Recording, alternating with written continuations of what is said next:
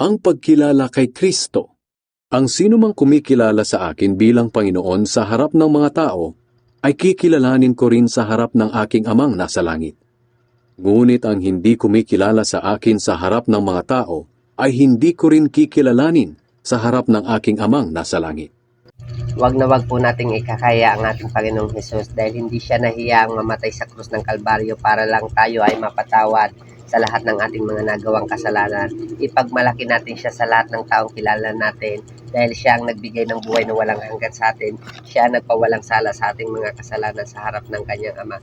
Binigyan niya tayo ng karapatan bilang maging anak at binigyan niya tayo ng pribilehong maging tagapagmana ng langit at lupa.